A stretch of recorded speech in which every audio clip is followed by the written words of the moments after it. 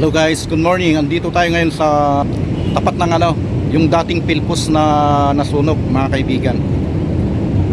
Kung saan dyan tayo nagpapadala ng mga letter natin nung araw, mga letters na pinapadala sa mga pamilya natin abroad.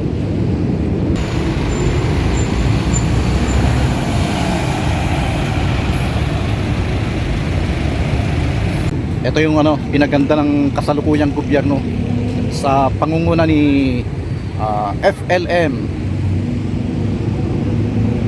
Ayan yung Ilog Pasig na sobrang napakalinis na. Hindi naman sobra, may mga siguro may mga lumulutang pa rin, pero hindi na ganun karumi.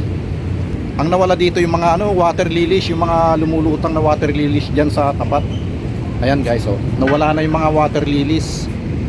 Doon naman sa baba yun yung yung Binondo Bridge, yung Binondo Intramuros Bridge doon sa baba. Bali pupuntahan natin yan mamaya. Yung mga gustong pumasyal dito, yung pamilya, siguro pagka Sabado or Linggo, pwede kayong pumasyal dito sa Ito lang malapit sa may ito, yung Philpos natin dati ng Maynila, mga kaibigan. Tapos dito banda, yan yung Intramuros, kung saan matatagpuan yung Manila Cathedral.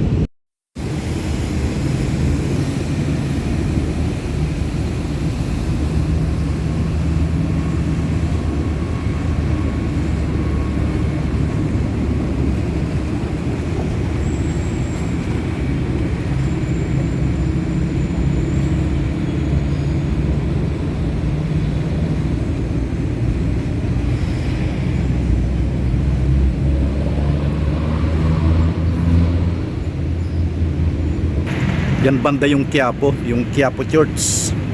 Yan. Yung mga water lilies wala na talaga. At salamat kay Mr. Ramon Ang, yung may-ari ng San Miguel Corporation, or siya yung pinaka president, CEO ng San Miguel Corporation, si Mr. Ramon Ang, na siya yung nangangasiwa sa kalinisan ng Ilog Pasig.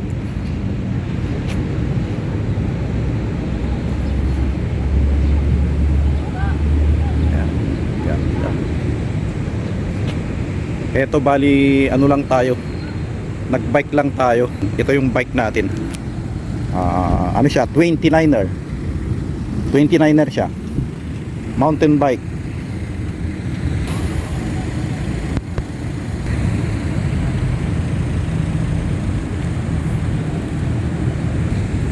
Ito maglakad-lakad tayo dito guys.